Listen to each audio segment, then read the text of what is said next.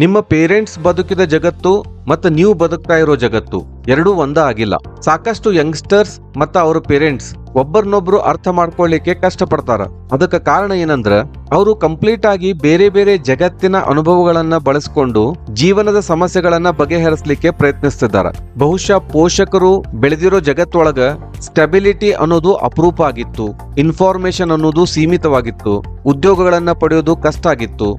ಒಂದು ಡಿಗ್ರಿ ಪಡೆದ್ರೆ ಇಡೀ ಜೀವನವನ್ನ ಸ್ಟೇಬಲ್ ಆಗಿ ಮಾಡ್ಕೋಬಹುದಾಗಿತ್ತು. ಸೊ ಹಂಗಾಗಿ ನ್ಯಾಚುರಲ್ ಆಗಿ ಅವ್ರ ಪೀಳಿಗೆ ಸೇಫ್ ಕರಿಯರ್ ಅನ್ನ, ಸ್ಟೇಬಲ್ ಇನ್ಕಮ್ ಅನ್ನ, ಲಾಂಗ್ ಟರ್ಮ್ ಸೆಕ್ಯೂರಿಟಿಯನ್ನ ಬಯಸ್ತು.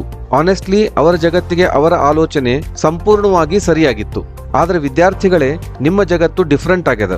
ಇವತ್ತ ಇಂಡಸ್ಟ್ರಿಗಳು ಬಹಳ ಫಾಸ್ಟ್ ಆಗಿ ಬದಲಾಗ್ತಾವ. ಕೆಲವ ವರ್ಷಗಳ ಒಳಗ ಹೊಸ ಜಾಬ್ಗಳು ಹುಟ್ಟಿಕೊಳ್ತಾವ, ಹಳೆ ಜಾಬ್ಗಳು ಮಾಯ ಆಗ್ತಾವ. ಟೆಕ್ನಾಲಜಿ ಮಾರ್ಕೆಟ್ ಅನ್ನ ಕಾನ್ಸ್ಟಂಟ್ಲಿ ಬದಲ್ ಮಾಡ್ತಾವ. ಒಬ್ಬ ವ್ಯಕ್ತಿ ತನ್ನ ಕರಿಯರ್ ಒಳಗ ತನ್ನಂತಾನ ಹಲವು ಬಾರಿ ರೀಇನ್ವೆಂಟ್ ಅಂದ್ರೆ ಹೊಸದಾಗಿ ರೂಪಿಸ್ಕೊಳ್ಬಹುದು. ದೊಡ್ಡ ಊರು ಸಣ್ಣ ಊರುಗಳ ವ್ಯತ್ಯಾಸ ಕಡಿಮೆ ಆಗ್ಲಿಕ್ಕತ್ತದ. ಸಣ್ಣ ಊರಿನ ವಿದ್ಯಾರ್ಥಿಗಳು ಆನ್ಲೈನ್ ಮುಖಾಂತರ ಕಲಿಬಹುದು, ತಮ್ಮ ಯೂಟ್ಯೂಬ್ ಚಾನೆಲ್ ಇಂದ ಇಡೀ ಜಗತ್ತನ್ನ ಮುಟ್ಟಬಹುದು, ಮನಿ ಒಳಗ ಕುತ್ಕೊಂಡು ಕೆಲಸ ಮಾಡಬಹುದು. ಹಿಂದಿನ ಟೈಮ್ನಾಗ ಇವನ್ನೆಲ್ಲ ಊಹಿಸ್ಲಿಕ್ಕೂ ಅಸಾಧ್ಯ ಆಗಿತ್ತು. ಇದರರ್ಥ ಪೋಷಕರ ಮತ್ತು ವಿದ್ಯಾರ್ಥಿಗಳ ನಡುವೆ ಇರೋ ಭಿನ್ನಾಭಿಪ್ರಾಯ ಸರಿ ಮತ್ತು ತಪ್ಪುಗಳ ಬಗ್ಗೆ ಅಲ್ಲ. ಯಾಕಂದ್ರೆ ಎರಡೂ ಪೀಳಿಗೆಗಳು ಸಂಪೂರ್ಣವಾಗಿ ಡಿಫ್ರೆಂಟ್ ಆದ ಎರಡು ವಾಸ್ತವಗಳಿಗೆ ತಕ್ಕಂಗ ರಿಯಾಕ್ಟ್ ಮಾಡ್ತಾ ಇದಾವ. ನಿಮ್ಮ ಪೋಷಕರು ಸ್ಕೇರ್ಸಿಟಿಯನ್ನ ಅನುಭವಿಸಿದ್ದರಿಂದ ಅನಿಶ್ಚಿತತೆಗೆ ಹೆದರ್ತಾರ. ಆದ್ರೆ ಯುವ ಜನತೆ ಫ್ಲೆಕ್ಸಿಬಿಲಿಟಿ ಬಯಸ್ತಾರ. ಯಾಕಂದ್ರೆ ಅವರು ವೇಗವಾಗಿ ಬದಲಾಗ್ತಾ ಇರೋ ಜಗತ್ತೊಳಗ ಬೆಳೀತಾ ಇದಾರ.